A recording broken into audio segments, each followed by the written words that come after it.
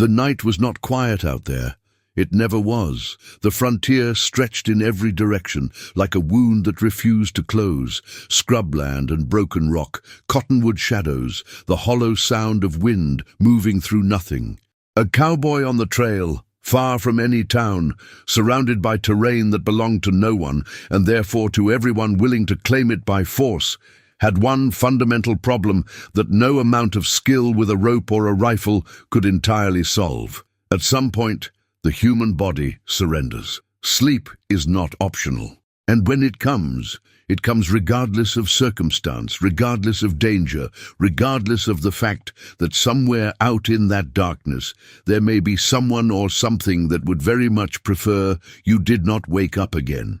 This was the reality that shaped an entire culture of sleeping, or rather of surviving sleep, on the American frontier. The techniques were not written in any manual. They were passed down through burned-out campfires and whispered conversations between men who had made it through another night. They lived in the habits of veterans and in the hard-won instincts of those who had learned, sometimes the terrible way. What happens when you get comfortable in a place that has no interest in your comfort? What you are about to discover is not the romanticized version that dime novels sold to Eastern readers hungry for adventure. This is the operational reality of how men actually managed their own vulnerability in one of the most genuinely dangerous environments that North America has ever produced. To understand why sleep was such a strategic problem on the frontier, you have to understand what the frontier actually was. It was not a single place. It was a condition, an edge, constantly shifting westward throughout the 19th century, between the known and the unknown, between the settled and the unsettled, between law and its complete absence. The cattle drives that defined cowboy culture from roughly the 1860s through the 1880s pushed men and herds through enormous stretches of this contested terrain. The Chisholm Trail alone covered roughly 1,000 miles from Texas to Kansas, much of it crossing lands where territorial disputes, indigenous resistance, outlaw activity, and simple geographic brutality made every camp a calculated risk. A trail drive crew typically consisted of 10 to 15 men moving anywhere from 1,000 to 3,000 head of cattle. They traveled slowly. Cattle cannot be rushed without losing the weight that made the whole enterprise financially viable, which meant nights on the open range were not occasional inconveniences, but the fundamental rhythm of the job. The first principle of sleeping safely in hostile territory was never sleeping in an obvious place. This sounds almost too simple to state, but it is the foundation upon which every other technique rests. An obvious place is a visible place. A visible place is a targetable place. Cowboys who camped near trails, near river crossings, near any natural feature that drew foot traffic were taking a gamble that their fire, their noise, their smell, and the sounds of their animals would go unnoticed by anyone who might wish them harm. Veterans of the trail understood that comfort and safety were frequently in opposition, and comfort almost always had to lose. A flat, soft piece of ground near water was an attractive campsite precisely because it was attractive to everyone, which made it dangerous. The experienced man often pushed 50 yards farther into discomfort, into rougher ground, into a less obvious position, because the person who would do him harm was also looking for the easy path. The campfire was perhaps the most complicated element of frontier sleep. It was simultaneously essential and threatening. Essential because the plains and high desert dropped to temperatures that could be genuinely lethal without heat, because cooked food was the difference between sustained physical capacity and its deterioration, and because the psychological comfort of fire in true darkness is not a small thing for human beings who evolved with it as their primary defense against the night. Threatening because fire announces your position with remarkable precision. A fire visible from 2 miles away tells anyone watching exactly where you are, approximately how many people are with you based on its size, and gives them the additional advantage of observing you in the light while remaining invisible in the darkness beyond it. The solution that experienced men developed was not to eliminate fire, but to manage it with surgical discipline. Fires were built in natural depressions, in creek beds, behind rock formations, anything that blocked lateral light while allowing heat to rise. They were kept small, fed with dry wood that produced minimal smoke, and extinguished well before the camp settled into sleep.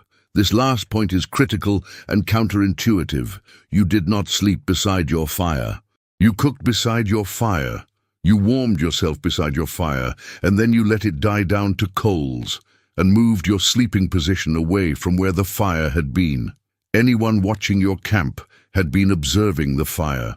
Their eyes were calibrated to its light. When you moved away from that position into the surrounding darkness, you disappeared into an area they had not been studying, while they remained precisely where you expected them to be. Right now, before we go any further, drop a comment and tell us where you are watching from. What city, what state, what country? We have people watching from places that genuinely surprise us, and it matters to know who is out there.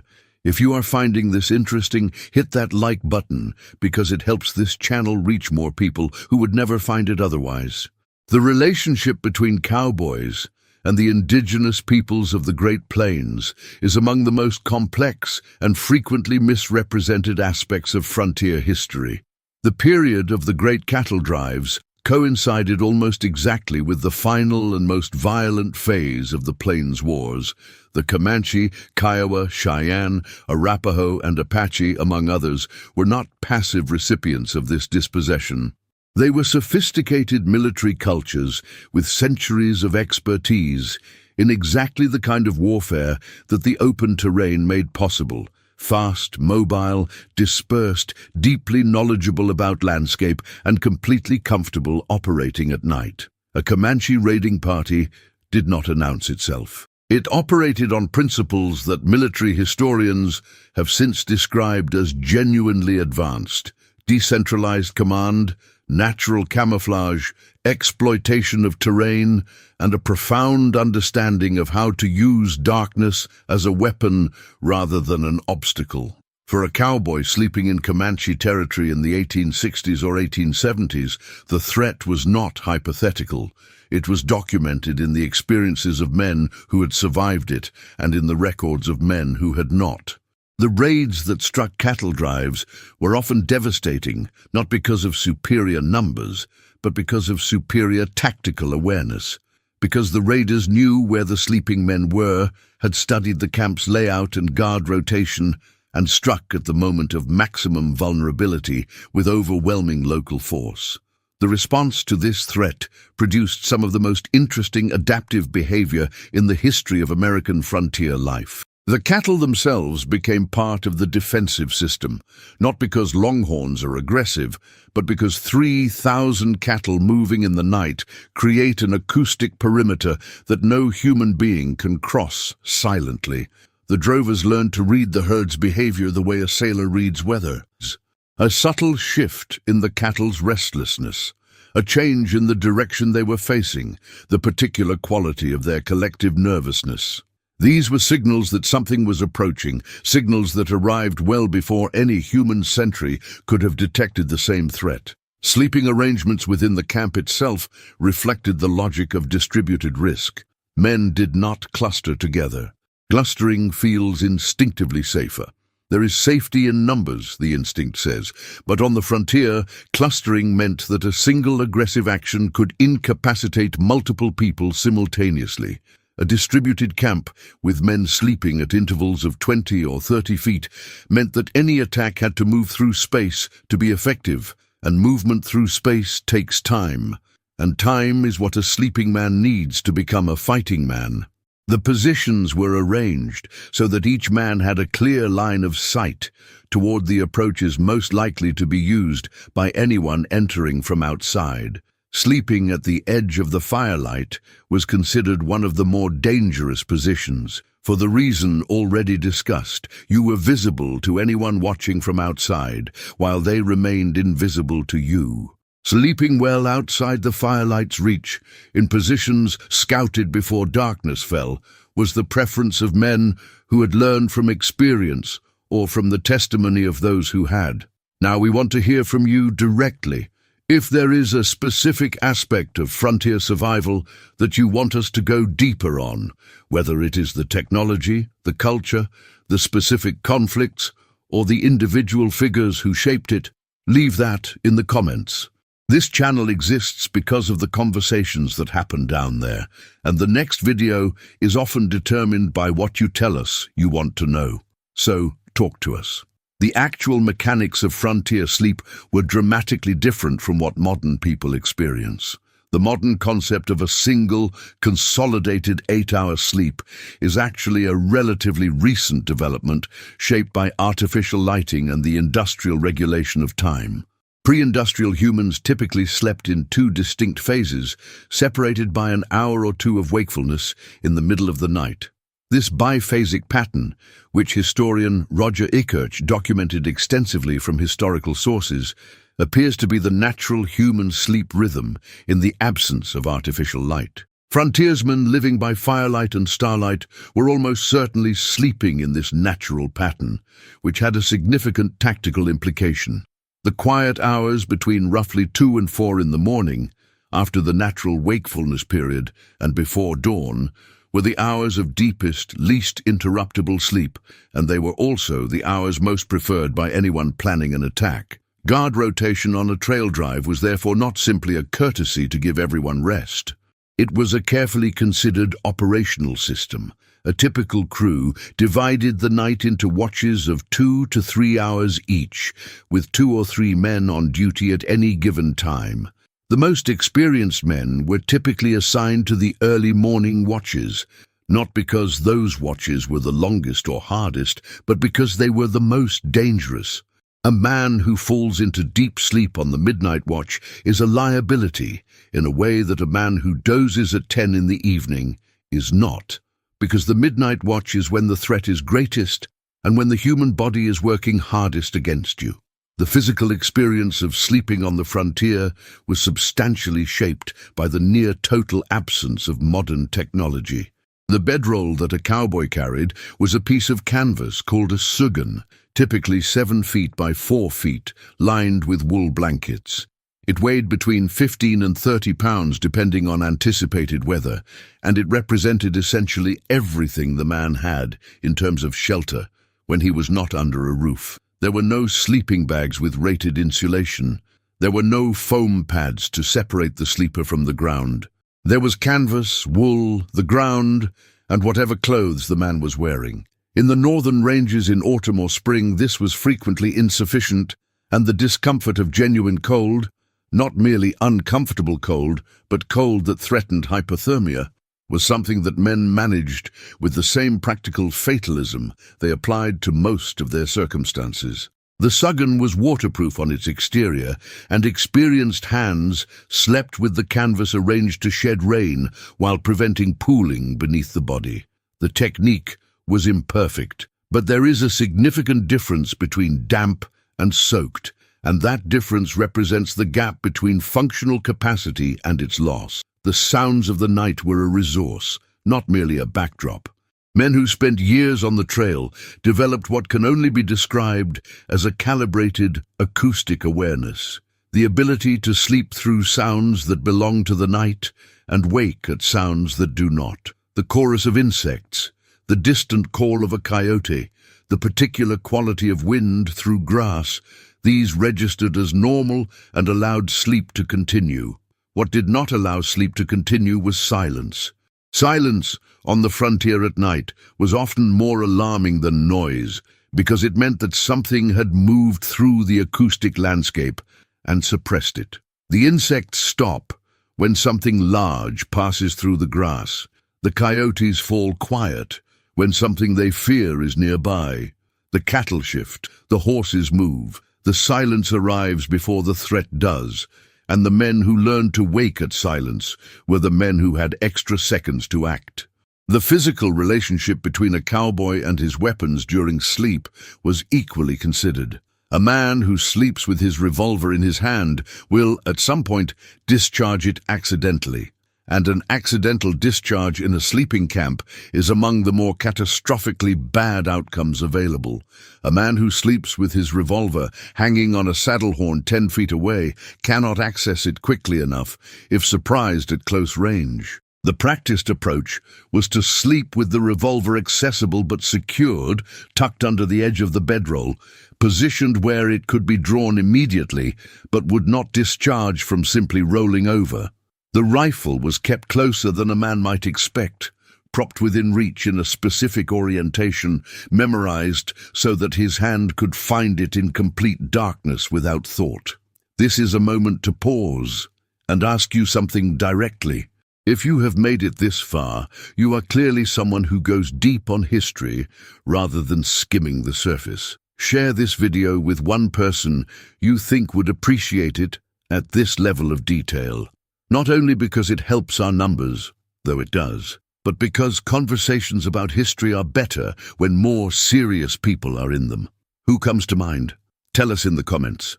The psychological dimension of sleeping in hostile territory received less historical attention than the tactical dimension, but it was at least as significant. Chronic hypervigilance, the sustained state of elevated alertness that the threat environment demanded, has a direct physiological cost. It degrades sleep quality even when sleep is possible, because the autonomic nervous system remains partially activated in ways that prevent the deepest and most restorative stages of sleep. Men on long trail drives accumulated sleep debt that compounded over weeks. The fatigue was not simply physical tiredness, it was a cognitive degradation that affected judgment, reaction time, emotional regulation, and the ability to accurately assess threats, which created a vicious cycle, because degraded threat assessment increased actual risk, which produced more stress, which further degraded sleep. The men who managed this cycle most effectively were not necessarily the toughest or most physically formidable. They were often the most experienced, the men who had learned, through repetition, to trust the systems they had put in place and allow themselves the sleep they needed, rather than fighting against it out of vigilance that had become counterproductive. Water was the organizing principle of frontier geography, and water sources were the most dangerous places on the entire trail. Every living thing on the frontier needed water, and they all came to the same places to find it. A river crossing or a reliable spring was where you were most likely to encounter other parties, wanted and unwanted. The conventional wisdom among experienced trail bosses was to reach water in the late afternoon, water the herd, fill containers, and then move the camp 2 or 3 miles away before dark. Camping at the water itself meant camping at the one location that every other party in the region would also seek during the night. The practice of moving away from the obvious resource before camping was applied more broadly as a general principle of position security. Trail intersections, prominent landmarks, the mouths of canyons, the crests of ridges, anywhere that a person navigating the landscape at night would naturally look for evidence of others. The less obvious position, the position that required a moment of thought to find, was safer precisely because of the small additional effort it demanded. The sentinel system was more sophisticated than it might appear. The guards did not simply sit at a fixed position and watch the camp. They moved. A stationary sentry is an easy sentry. His position becomes known, his attention predictable, and the blind spots behind him become exploitable by anyone patient enough to observe him long enough. Moving sentries created an unpredictable coverage pattern that was much harder to exploit. Trail bosses who had military backgrounds, and many did, the post-Civil War frontier was populated with veterans of both armies who brought their experience directly into civilian life, applied what they knew about picket lines and perimeter security to the night camp. The outer guard had the additional responsibility of early warning, not necessarily stopping a threat, but creating the signal that would bring the camp from sleep to alert before the threat reached it. A few seconds of advance warning was the difference between a surprise attack and a prepared defense. The moon was the other primary variable shaping the night's danger. A full moon on the open plains was genuinely illuminating, enough light to see movement at several hundred yards, enough to distinguish shapes and estimate numbers. A full moon was therefore an asset for the camp and a liability for anyone approaching it. The probability of a successful raid under a full moon in open terrain was significantly lower than in a dark or overcast night, and this was understood by everyone on both sides. A dark of the moon, the period around the new moon when the night was genuinely black, was the high-risk period, and experienced trail bosses doubled their guard during those nights as a matter of course. We are deep into this story now, and we want to ask you something specific. What is the most surprising thing you have learned so far in this video? Drop it in the comments. The best historical conversations start with someone saying they had no idea, and we mean that genuinely. Tell us what shifted your understanding. The specific danger of rattlesnakes and scorpions in sleeping camps shaped where men placed their bedrolls in relation to surrounding vegetation. Rattlesnakes are thermosensitive predators that seek warmth at night, and a sleeping human body is one of the warmer objects in the landscape after dark. The risk of a rattlesnake seeking warmth alongside or beneath a sleeping man was real enough that experienced trail hands avoided sleeping near rock formations, brush piles, or any surface feature that snakes used as cover during the day. Boots left outside the bedroll invited scorpions and spiders to take up residence in the warm, dark interior. The practice of sleeping with boots inside the bedroll, or at least at the foot of it with the opening sealed, was strongly recommended by men with experience in the relevant terrain. Shaking boots out before putting them on in the morning was standard practice. The mental image of a cowboy casually pulling on his boots at dawn without checking them belongs entirely to the movies, not to the frontier. The knights on the frontier were not uniform in their danger, and the most experienced men developed a sense for when the risk was elevated and when it was reduced. Weather was one of the primary indicators. A strong storm was, paradoxically, a period of reduced danger from human threats. The noise of rain and thunder masked the sounds that a sleeping camp depended on, but it also masked the approach of the camp itself, making it harder for anyone outside to gauge the camp's state of readiness. More importantly, raiding parties preferred not to operate in storms, because horses are unreliable in lightning, and because the operational complexity of a raid is significantly increased by conditions that degrade visibility, communication, and the ability to execute with precision. A stormy night was not a safe night, but it was often a quieter one in terms of hostile human activity. Before we bring this to a close, we have one final ask, and it is the simplest one we have made all video. If this is the kind of history you want more of, not the broad strokes, but the operational details, the texture of lived experience, the how rather than just the what, subscribe to this channel. Every video we make is built on the conviction that history is most interesting when you understand it from the inside. That conviction is only sustainable because of the people who watch and engage. And if you are already subscribed, share this with the one person in your life who you know would stay for this entire video. You know who they are. The frontier did not last. The same forces that created it, the expansion of the railroad network, the extension of American law, the eventual resolution of the territorial disputes that had made the plains a contested space, dismantled it within a generation. By the 1890s, the open range was largely gone. The cattle drives that had defined the cowboys' existence for a quarter century were replaced by rail transport. The men who had developed these techniques, who had spent years learning to sleep with one ear open in dangerous country, mostly moved on to ranching, to farming, to towns, to the settled life that the frontier had been making possible all along, even as it made it seem impossible. What they left behind was not a written manual. It was a tradition, partially preserved in the testimony of men who lived long enough to be interviewed by early historians. partially preserved in the dime novels and eventually the films that romanticized it into something cleaner and simpler than it had been, and partially lost entirely, carried only in the bodies and habits of men who died before anyone thought to ask them exactly how they had done it. The cowboy who settled himself into his suggan on a dark night in contested territory, having placed himself in an inconspicuous position, having extinguished his fire to coals, having ensured the guard rotation was set and the horses were secure, having placed his revolver where his hand could find it without thought, that man was not simply going to sleep. He was making a series of calculated decisions about how to manage his own vulnerability in a world that would exploit any gap in that management without hesitation.